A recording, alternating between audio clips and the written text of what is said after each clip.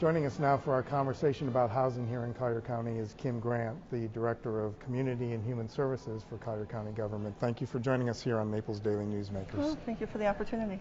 So back in March, you presented to the County Commission an incredible wealth of data about housing and salaries and so forth here in Collier County. And in the confines of that, we heard about a 30% figure used, that only 30% of your income is supposed to go for housing-related costs. Is that correct? That is correct.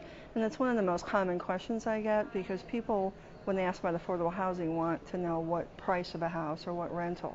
But really, it's individually affordable to the particular household if you're not spending more than 30% of your income. Okay. And so with the data that you put together about Collier County, is that common that people are only spending 30% of their income for housing, or are they spending a lot more? I wish it was common. No. About 43% of the people spend more than 30%. And about half that actually spend more than 50% of their income. And they're referred to as severely cost burdened. So almost half the population is spending more than that figure. And that's not just rent or mortgage, right? There's some other factors that go in with that too to reach that 30%, right? Yeah, it's generally if you're home ownership, it's your mortgage, your insurance, and so forth. And if you're a renter, it's your rental rate and your utilities. So using the data that you collected and presented to the County Commission, they've already taken some steps to try to address this. Can you kind of summarize what one of those key steps are so far? Sure. Well, the first thing they did was really endorse the methodology to be looking at data and looking for solutions. They also have adopted a projection methodology, which helps us understand how much new affordable housing will be needed in our community based on population growth. They also immediately took action on some older incentives or things that were on our books that they had turned off, that had been suspended in the last few years, and they've kind of put them back on the books. And one of them is, as developers in the past have come through with new developments and have obligated themselves for affordable housing in their developments, in recent years some of those developers were coming forth and asking for those commitments to be removed.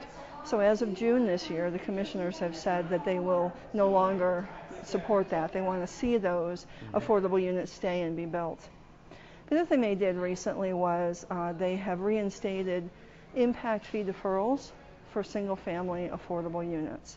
And what that does is it makes the unit more affordable at the time it's sold to an affordable housing buyer, because the impact fees, $10,000, $13,000, $15,000, will be deferred, and they won't have to be paid till the future. And they sent you back to do some additional work. You're working on a report to come back to them in December, correct? What is that aspect of this about?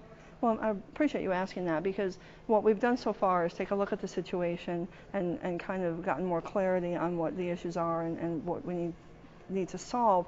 So the third piece of this is, okay, what are the solutions?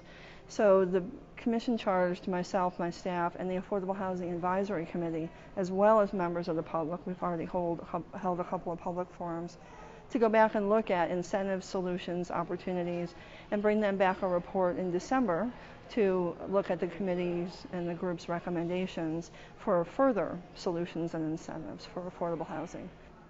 Some folks watching the program out there might be asking themselves, well, you know, yeah, housing costs are going up here, but if salaries are going up, then what's the problem? Is that what your research showed, that salaries are going up along with the housing costs? Well, it is true, but in the last year or so, the area median income has actually risen in Collier County. However, if you look at the last 14, 15 years, income has basically been flat, whereas, of course, we know housing prices went very high, came back down, and now they're on the rise.